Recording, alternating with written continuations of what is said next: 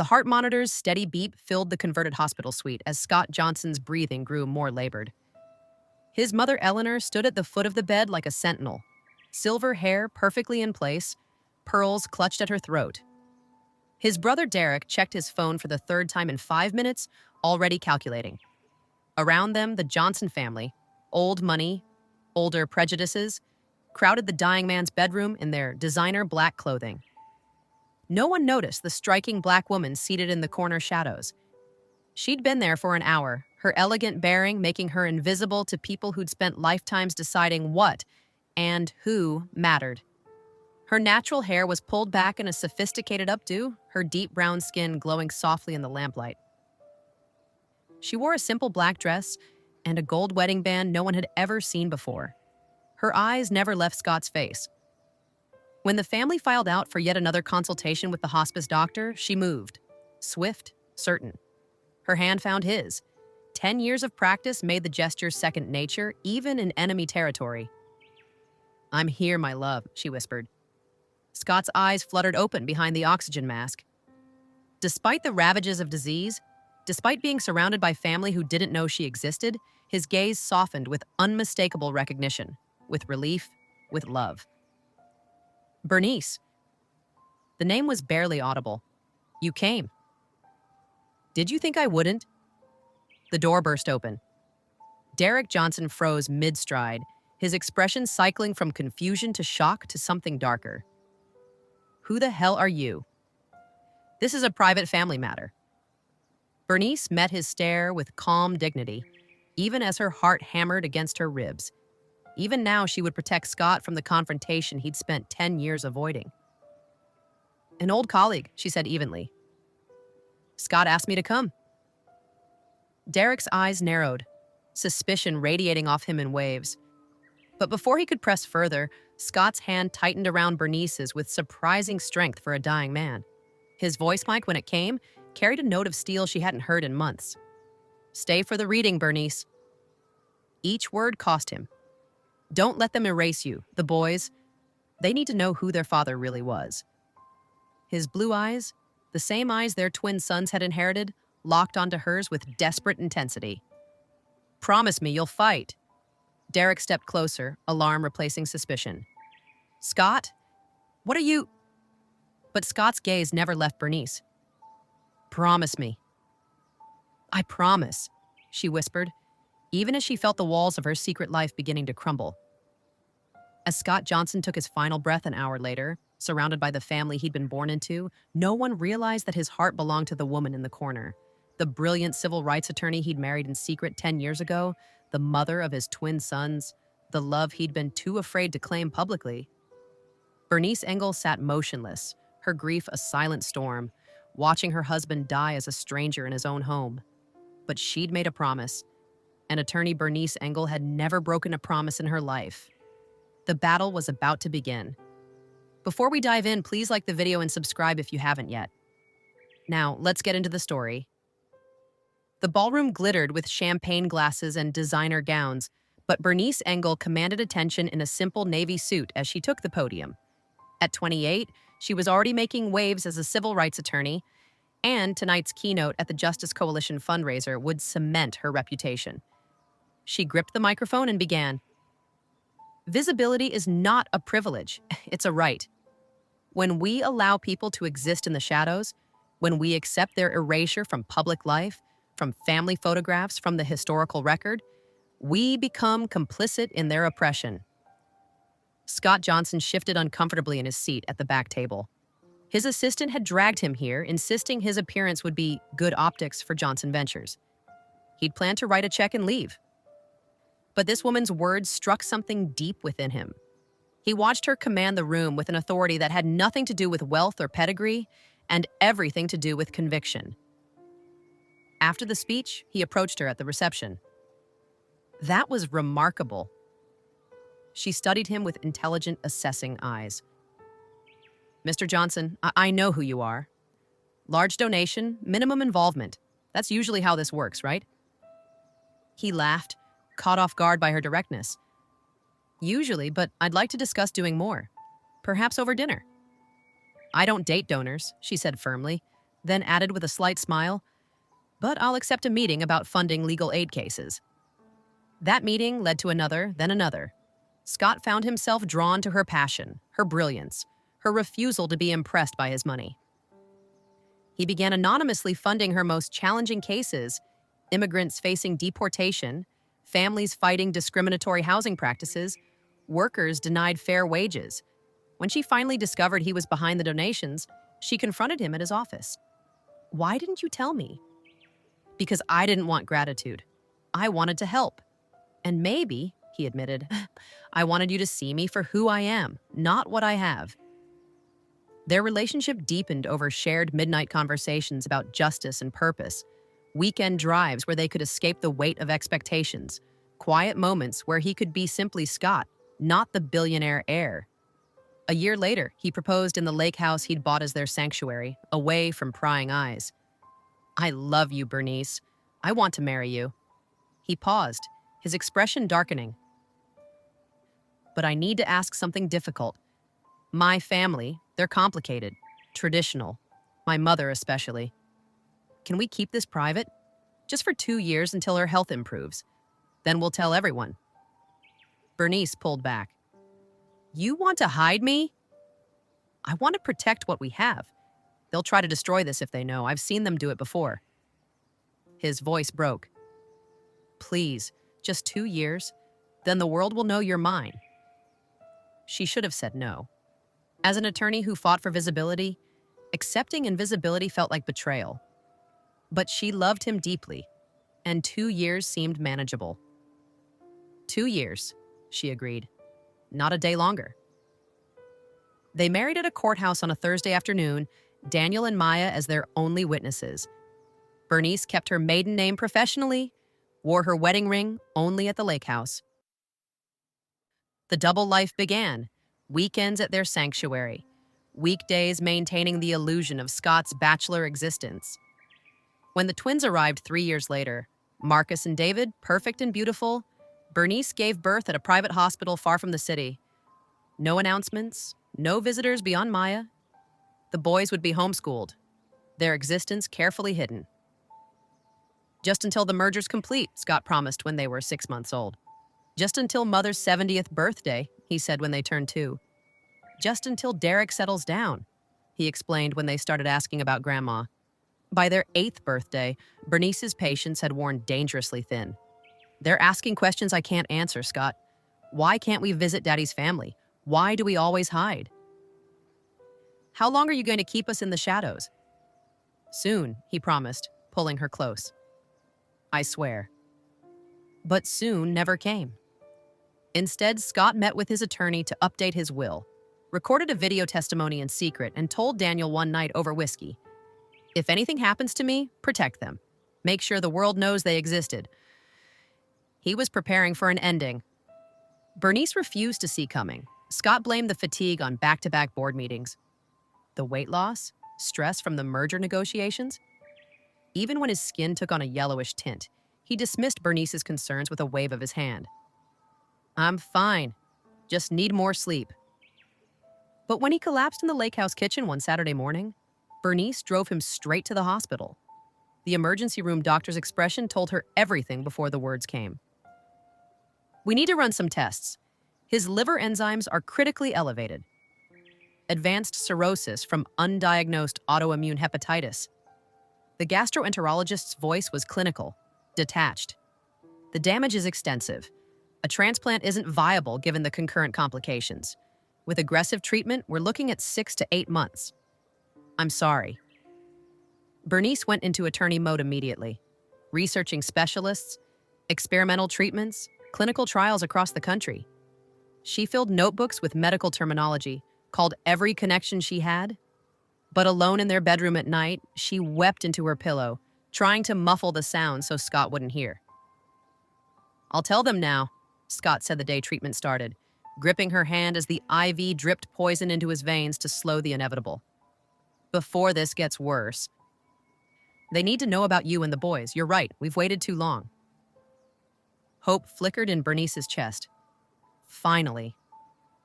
After 10 years of shadows, they would step into the light together. But Eleanor Johnson had other plans.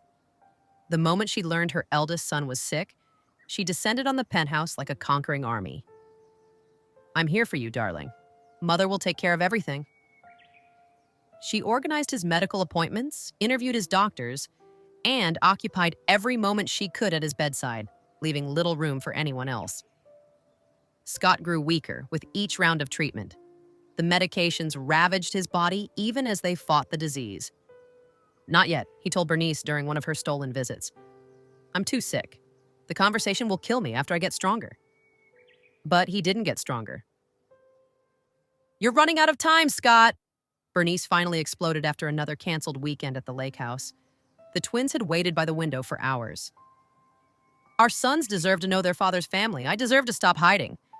When are you going to find the courage you keep promising?" "I'm dying, Bernice. Give me some grace." "I've given you 10 years of grace. How much more do I have to give?"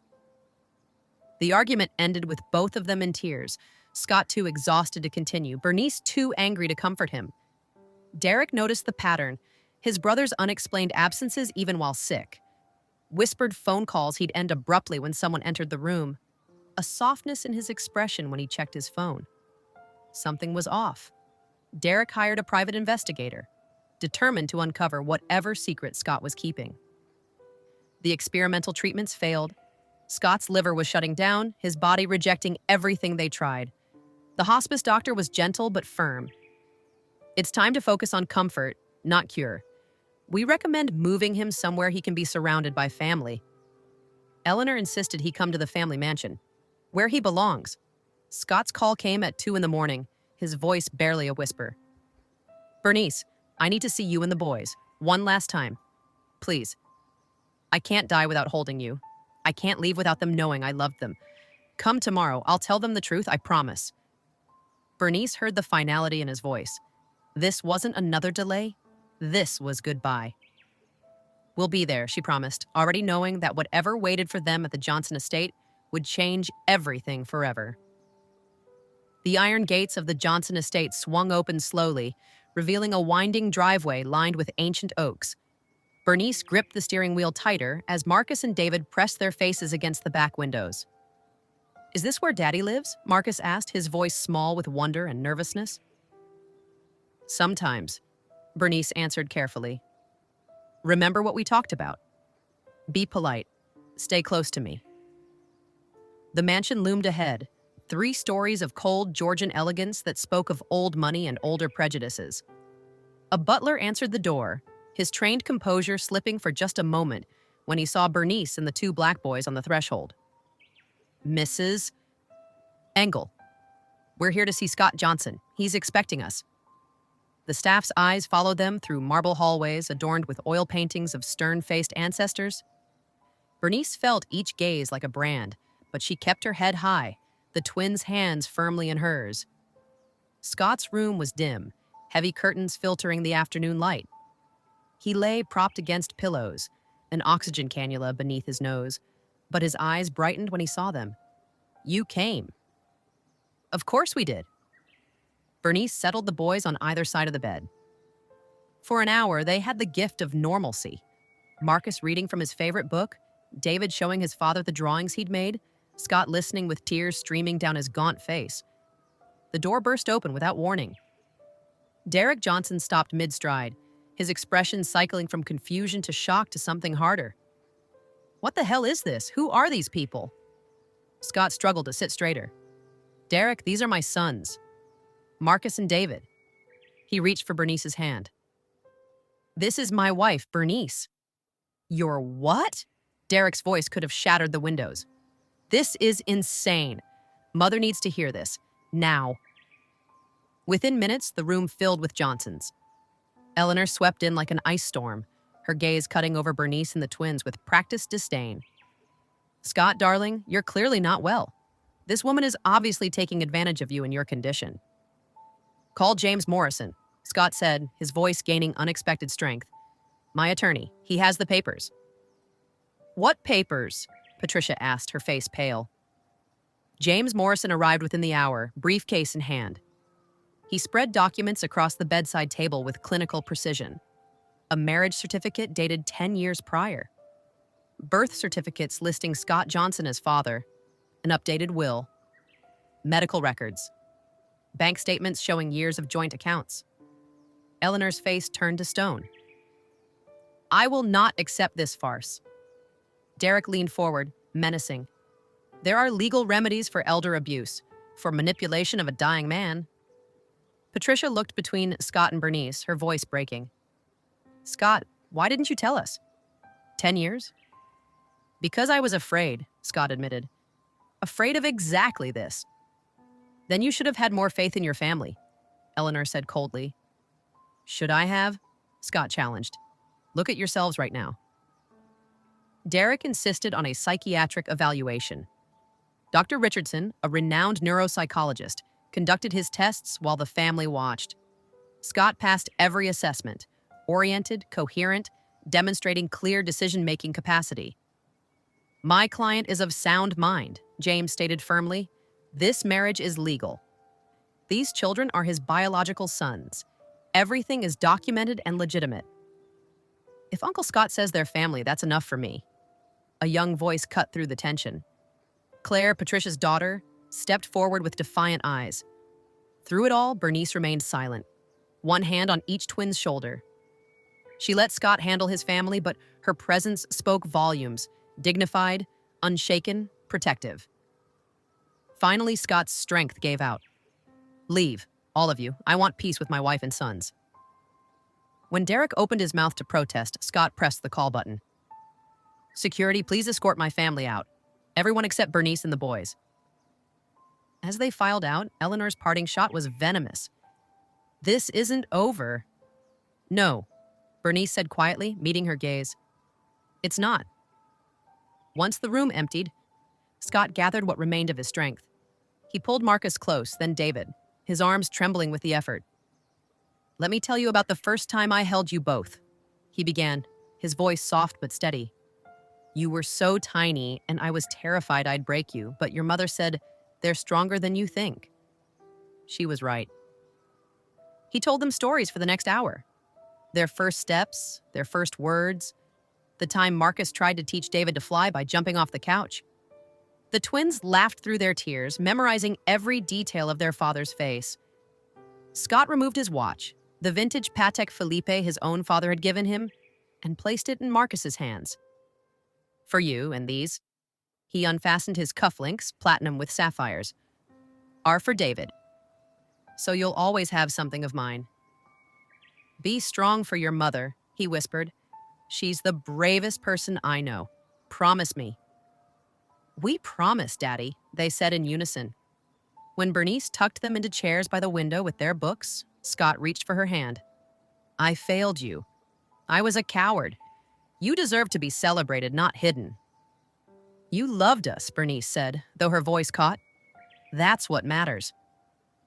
Promise me you'll fight them. Don't let them erase our family. Don't let them pretend we didn't exist. His grip tightened with surprising force. Promise me. I promise. David approached the bed one last time, his 8-year-old voice carrying a weight beyond his years. Will you be an angel, Daddy? Scott smiled through his tears. The best angel. I'll watch over you from the stars. Every single night. An hour later, the hospice nurse checked his vitals and caught Bernice's eye. It's time. Maybe hours. You should prepare. The family returned like a storm front. Eleanor rigid with fury, Derek's jaw set, Patricia wringing her hands. The tension was suffocating. Claire, Bernice said quietly to Patricia's daughter, would you take the boys to another room? Keep them safe. Claire nodded, understanding immediately. Come on, guys, let's find some hot chocolate. Once the twins were gone, Derek turned on Bernice. Whatever you think you're going to get from this circus will fight you. Every penny, every asset, you'll get nothing. My son would never have chosen this if he were in his right mind, Eleanor added, her voice ice. You manipulated a dying man. Scott's eyes opened, summoning energy from some final reserve. I chose love, he said. Each word an effort. You chose control. History will judge which was right. Scott, please, Patricia began, but her words were cut off by the sudden, piercing alarm of the heart monitor. Scott's body convulsed once, then went still. The steady beep flatlined into a continuous tone. "Daddy!" The twins burst back into the room, Claire unable to hold them. "Daddy, no! Wake up!" The hospice nurse moved quickly but uselessly, checking for a pulse that wasn't there, silencing the alarm that screamed what everyone already knew. Bernice stood frozen, watching the man she loved leave the world surrounded by people who had never truly known him. She moved to his bedside, took his still warm hand, and pressed her lips to his forehead. No tears yet. Those would come later, in private. Right now, she had to be strong. "You need to go," Derek said, his voice cold even in grief. "Now, this is a family matter." Bernice turned slowly, her eyes meeting his with quiet fire. "I am family, and I'm not going anywhere." "Security," Derek began, "is not necessary," James Morrison said from the doorway, briefcase in hand. "Mrs. Johnson has every legal right to be here. As Scott's widow and the mother of his children, she has more right than any of you. I suggest you not force the issue." Eleanor's face twisted with rage, but she said nothing. Bernice turned back to Scott's body, leaning close enough that only he could have heard. "They'll know us. They'll see us. I swear on everything we built together. I'll fight until they have no choice but to acknowledge what you were too afraid to claim. Rest now, my love. I'll take it from here." Dawn crept through the guest room curtains, but Bernice had been awake for hours. Marcus and David slept fitfully on either side of her, their faces swollen from crying. Every few minutes, one would wake and remember, and the grief would crash over them again. She held them, whispering reassurances she wasn't sure she believed, while her own heart splintered into pieces she didn't know how to put back together. James Morrison arrived at 8, tactfully waiting until the boys had fallen back asleep. In the sitting room, he spread documents across the coffee table with the efficiency of someone who'd done this too many times. "I won't sugarcoat this, Mrs. Johnson. What's coming will be brutal. But Scott prepared extensively." He handed her a sealed envelope, her name in Scott's familiar handwriting across the front. Her hands trembled as she opened it. "My dearest Bernice, if you're reading this, I've finally run out of tomorrows. I failed you in life. I was a coward who chose comfort over courage, who let fear dictate our existence. I can never apologize enough for the years I stole from you, for making you live in shadows when you deserve to shine. But know this, you were never my secret shame. You were my secret joy, my truth, my home. I loved you more than I had the courage to show the world. There's a video. Use it if you need to. The safety deposit box at First National has everything. Documentation, evidence, proof of our life together. Fight them, Bernice. Don't let them erase what we built. Our sons deserve to know their father was proud of them, even if he was too weak to show it publicly. All my love, always." Scott Bernice pressed the letter to her chest, fighting back sobs. "There's more," James said gently. He walked her through the financial details. The lake house and city condo already in her name, trust funds worth millions for each twin, Scott's personal tech company stock valued at over $80 million, an art collection the assessors were still cataloging, and the bombshell, 40% of Johnson Ventures shares designated for Marcus and David. "He left them controlling interest?" Bernice whispered. "Combined with your voting proxy until they're 25, yes. Derek and Patricia together only hold 60%. Her phone buzzed. A text from an unknown number. "Funeral arrangements are family only.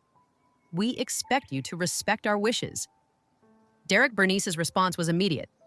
"I am his wife. My sons are his children. We will be at the funeral." By afternoon, the media had caught wind. Her phone exploded with notifications. Articles, social media posts, reporters calling the lake house.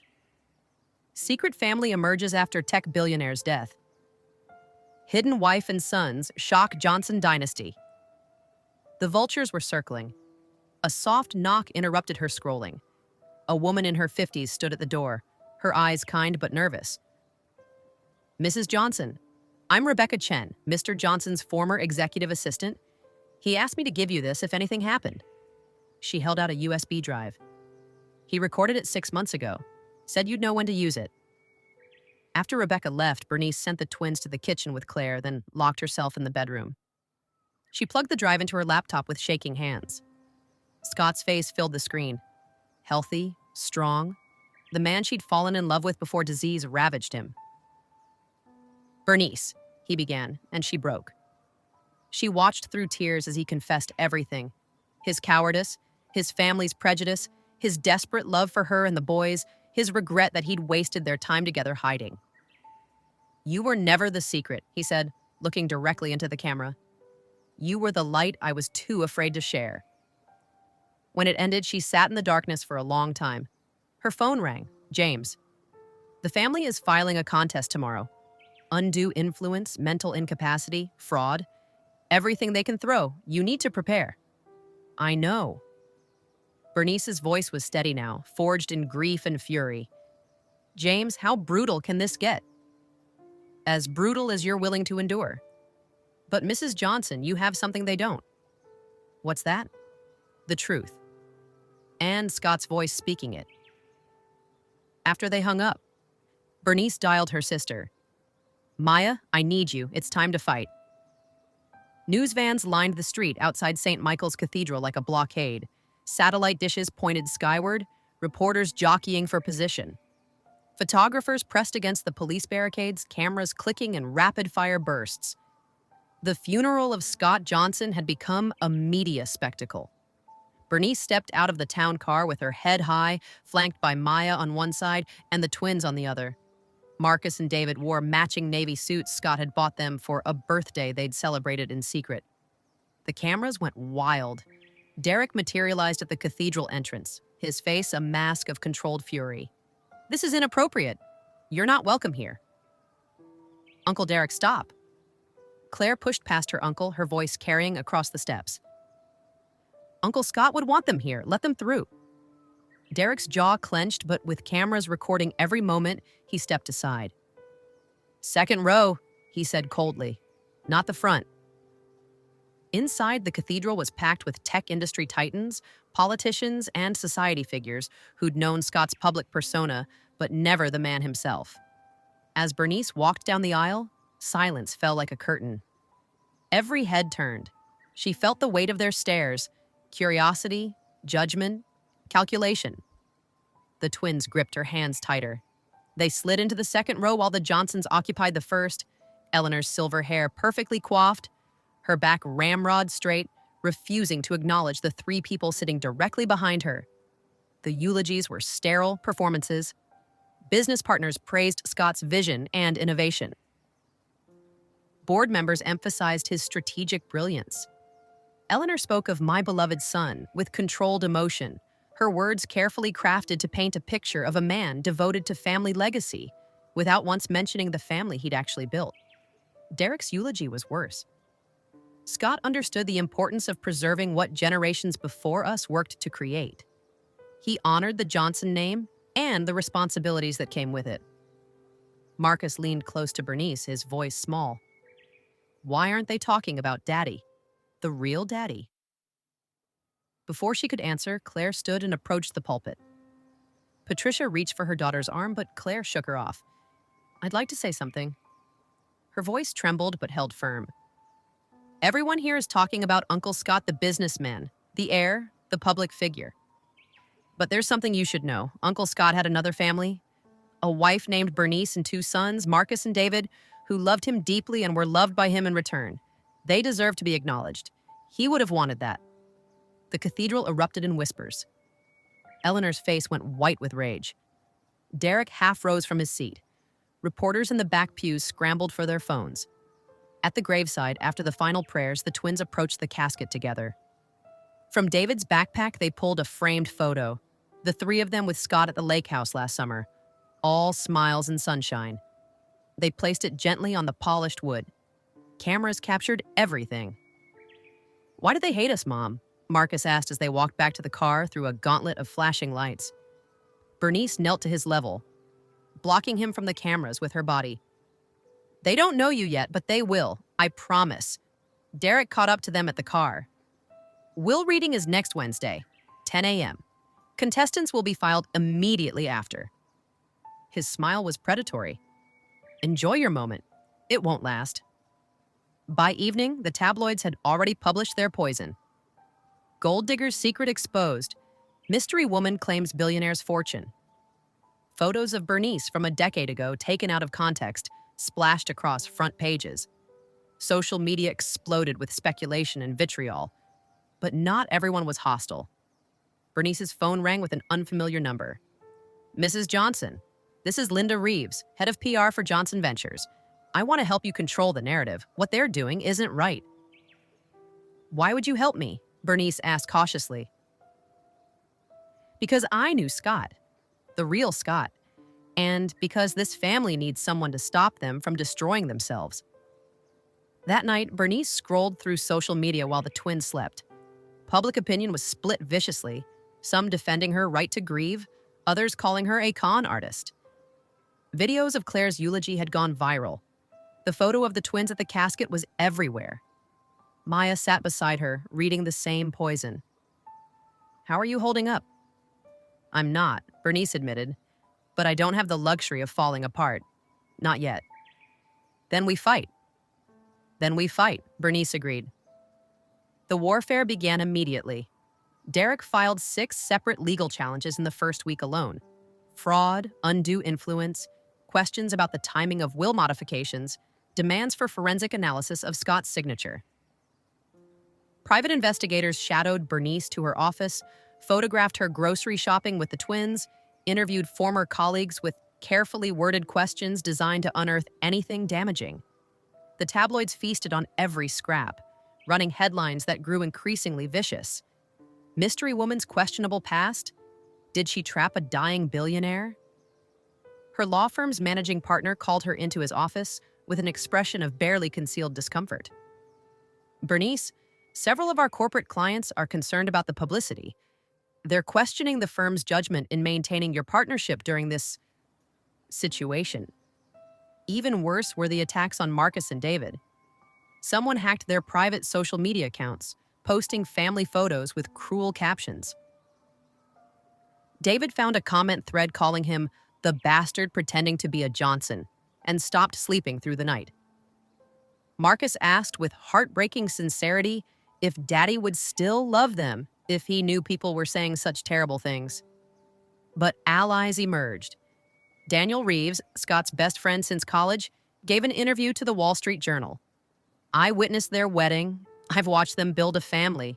Scott loved Bernice more than anything in this world, and anyone claiming otherwise is either lying or didn't know him at all." Small victories accumulated. The court-ordered DNA test, degrading but necessary, confirmed Marcus and David's paternity with 99.9% certainty. A judge granted an injunction after Derek's investigators were caught attempting to access Bernice's sealed medical records. Public opinion shifted as people watched Bernice maintain her dignity while the Johnsons grew increasingly desperate and aggressive. Patricia appeared at the lake house on a gray Thursday afternoon, clutching a worn leather photo album. Bernice almost didn't open the door. "Please," Patricia said, "I need to show you something." Inside, Patricia spread the album on the kitchen table. Page after page of photographs, Scott and Bernice at sunset on the dock, the twins as newborns cradled in their father's arms, birthday cakes and Christmas mornings and ordinary Tuesday afternoons. A life documented in secret. "I found this locked in his office desk," Patricia said, her voice breaking. "I was wrong. He really did love you. This isn't what manipulation looks like." Bernice touched a photo of Scott teaching Marcus to fish, both of them laughing. "He was my whole world." "Derek's not doing this for family," Patricia confessed. "He's doing it for control, for money, for the chance to finally be the important one. I can't support it anymore." That night, Bernice made her decision. "James, set up an emergency meeting. It's time they heard from Scott himself." The hotel conference room was sterile and impersonal. Perfect neutral ground.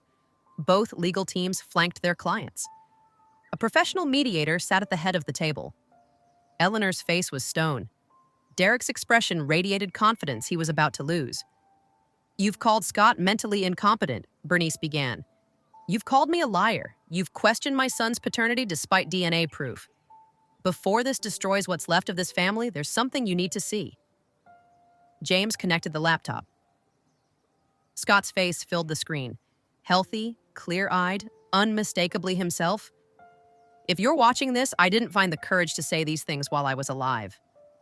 His voice was steady, determined. For 20 minutes, he confessed everything. His family's history of controlling members through shame and financial pressure. Meeting Bernice and knowing immediately his family would try to destroy their relationship. Hiding her, hiding their sons, because he was terrified of his mother's judgment and his brother's ambition. Marcus loves astronomy and wants to be a pilot. David writes poetry and cries during Disney movies. They're brilliant and kind and everything I could have hoped for. Scott's eyes glistened. I was a coward. I should have introduced them on day one. Instead, I let fear win. He leaned forward, intense. Bernice is my wife. Marcus and David are my sons. This is not manipulation. This is love, the realest thing in my entire life. Mother, Derek, Patricia, do what I couldn't. Choose love over fear.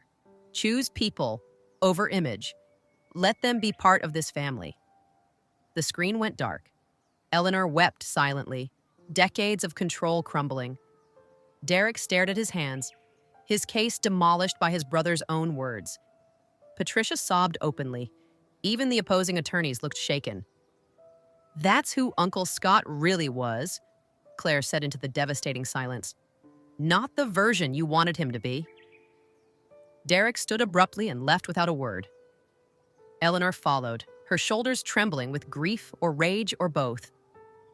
Patricia remained, tears streaming down her face. Can we talk? She asked Bernice. Please? I need to understand how to fix this. 2 days passed in tense silence before James received the call. The Johnsons wanted to reconvene. Same location, same mediator, but the atmosphere had transformed. Gone was the bristling hostility, replaced by something heavier, reflection, perhaps even shame. Patricia spoke first, her voice steady despite the emotion behind it. Bernice, I owe you an apology. A public one. What we've put you and your sons through these past weeks is unforgivable. I was complicit in creating a family environment so toxic that my brother felt he had to hide the people he loved most. She paused, collecting herself. I'd like to know my nephews properly, if you'll allow it. Eleanor sat rigid in her chair, her usual imperious bearing cracked by something that looked almost like humility. When she finally spoke, her voice was quieter than Bernice had ever heard it. I've spent 40 years controlling my children through fear and expectation. I see now that I drove Scott away. My prejudice, my obsession with image and legacy, it cost me my son twice. Once when he was alive and now in death. She met Bernice's eyes with effort. I don't expect forgiveness, but I'm asking for a chance. May I meet my grandsons? Properly? Derek cleared his throat, pragmatism winning over pride. We're not going to win this fight. The video is definitive. Scott's testimony, combined with a decade of documentation, makes our case impossible. He leaned forward. I'm proposing we drop all contests. Full recognition of your marriage and the boy's legitimacy. We establish a voting trust for the Johnson Ventures shares. You maintain control for the twins, but we collaborate on major decisions until they're of age. He paused, something like respect flickering across his face. You outplayed us. Scott chose well. Bernice had spent the past 2 nights preparing for this moment with James and Maria. I have conditions. Full public acknowledgement and apology from the family. Supervised visits with Marcus and David. I won't expose my sons to toxicity or conditional acceptance. I want a seat on the Johnson Ventures board and the Family Foundation board. And we established the Scott Johnson Equity Fund, dedicated to civil rights work, with an initial endowment of $10 million. She held Derek's gaze. Finally, each of you writes a personal letter of apology to Marcus and David. Not for me, for them. They deserve to know their father's family wanted them. The attorneys exchanged glances. Running calculations. Eleanor nodded slowly. Patricia wiped her eyes and agreed immediately. Derek hesitated, then extended his hand across the table. Deal. The handshakes were tentative. loaded with a decade of secrets and weeks of warfare.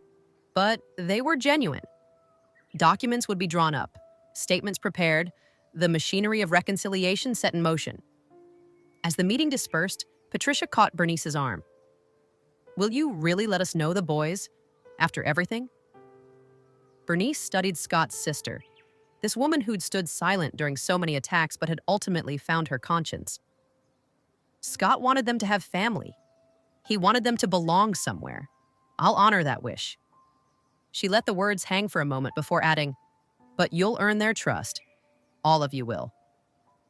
They're not props for photo opportunities or conscience soothers for your guilt. They're children who deserve authentic love. "I understand," Patricia said. And Bernice, "Thank you for not giving up on us entirely." "I didn't do it for you," Bernice replied honestly. "I did it for Scott and for my sons. They deserve better than growing up surrounded by hatred." That evening, she sat Marcus and David down at the lake house kitchen table. "Your father's family wants to meet you, your grandmother, your aunt, your uncle. It won't be perfect and it won't be easy, but if you want to know them, I'll make sure it happens safely." "Will they like us now?" David asked, his 8-year-old voice small with hope and fear. Bernice pulled them both close. "They're going to love you because you're impossible not to love. Just like your father." Marcus fingered his father's watch, which he wore every day now. "Daddy would want us to try, right?" "Yes, baby, he would." Outside the window, the first star appeared in the darkening sky. 3 pairs of eyes turned toward it automatically, sharing a moment of silent communion with the man who'd loved them enough to protect them, even if he'd done it imperfectly. The fight wasn't over. There would be awkward dinners, tense negotiations, moments of backsliding, but for the first time since Scott's death, Bernice felt something other than grief and fury. She felt hope. Sometimes the greatest act of love is refusing to stay hidden. Subscribe for more stories of courage and justice.